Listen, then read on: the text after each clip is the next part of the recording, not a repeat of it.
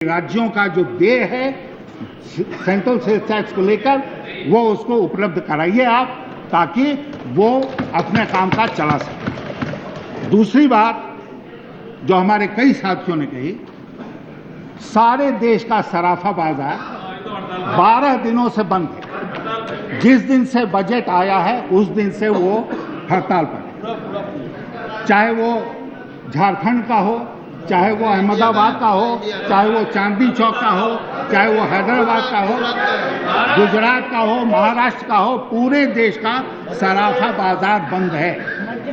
और टैक्स लगाने का कुछ अनुभव अगर हमें है तो मैं उस अनुभव के आधार पर कह सकता हूं कि इन छोटी छोटी सराफा की दुकानों पर टैक्स लगाकर आपको कुछ मिलने वाला नहीं है। सिर्फ यही होगा कि आपके पदाधिकारी जाएंगे, उन लोगों को परेशान करेंगे और उसके बाद जो करप्शन का, भ्रष्टाचार का आलम है उससे हम सब परिचित हैं, उसी को बढ़ावा मिलेगा, कोई टैक्स आपको मिलने वाला नहीं है। इसलिए मैं वित्त मंत्री जी से आग्रह करना चाहता हूं कि आप कृपया ये जो टैक्स आपने लगाया है उस टैक्स को आप अभी जब उठेंगे जवाब देने के लिए, आप फाइनेंस बिल का इंतजार मत कीजिए, आप यहीं पर घोषणा कीजिए कि आपने सराफा के ऊपर जो टैक्स लगाया है उसको आप वापस ले रहे हैं, ताकि उन लाखों लोगों को रिलीफ मिल सके जो लोग आज हड़ताल पर हैं और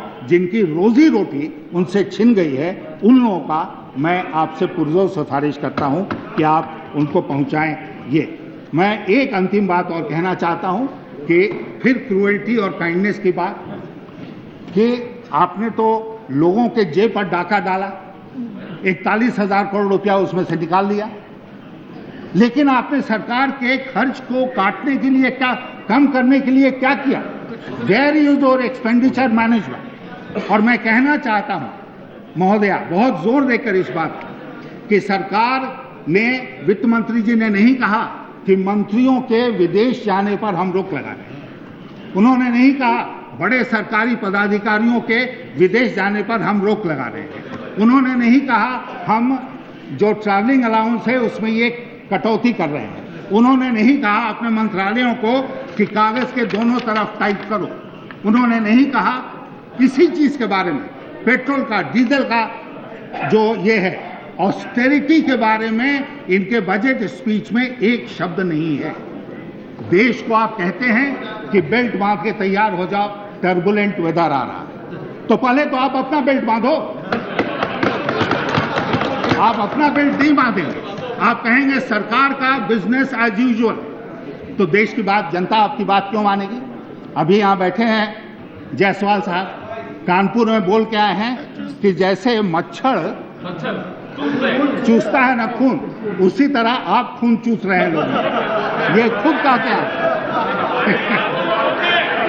कानपुर में बयान देकर आए हैं कि मच्छर की तरह आप खून चूस रहे हैं।